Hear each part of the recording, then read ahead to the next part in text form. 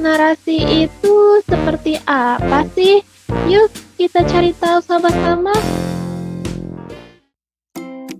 Riko, coba deh kamu lihat buku yang saya baca. Buku ini seperti pada struktur teks narasi loh. Kamu sudah pernah tahu apa belum? Ya, itu memang benar. Jadi, teks narasi itu ada dua macam.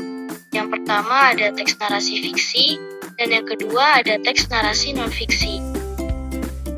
Nah, benar sekali kamu, Riko.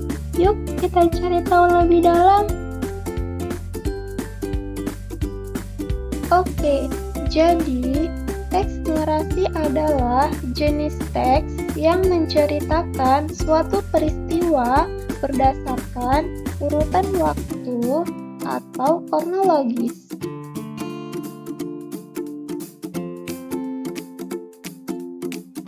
Kemudian, teks narasi ada yang bersifat fiksi atau khayalan, misalnya dongeng, fabel, dan cerpen.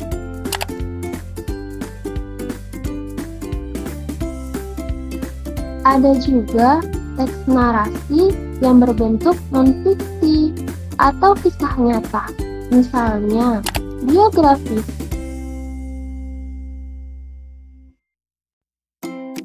Benar, tepat sekali. Lalu apa ya ciri-ciri teks narasi?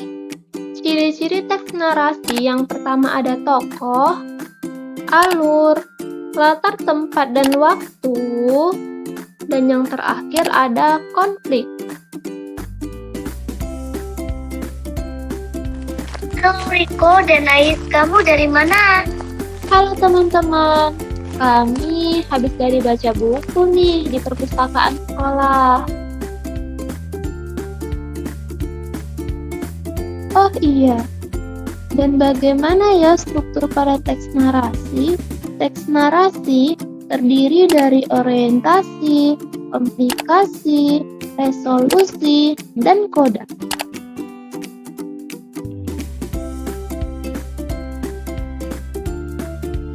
Orientasi adalah bagian dari pengenalan cerita. Misalnya, siapa saja tokoh yang terlibat, serta di mana dan kapan peristiwa itu terjadi. Kemudian masuk ke dalam bagian komplikasi. Komplikasi menggambarkan awal mula masalah atau reaksi tokoh terhadap masalah sampai pada puncaknya permasalahan yang paling rumit. Setelah itu, barulah kita bisa masuk ke dalam bagian resolusi, yang menggambarkan bagaimana para tokoh dalam menyelesaikan masalah dalam ceritanya. Dan bagian yang terakhir adalah koda.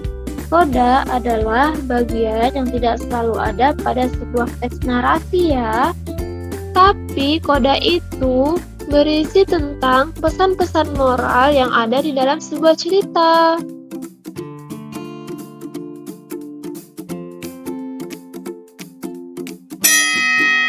Yeay, alhamdulillah sudah pulang. Terima kasih ya teman-teman sudah menonton kami. Jangan lupa lihat kami di series berikutnya. Terima kasih. Wassalamualaikum warahmatullahi wabarakatuh.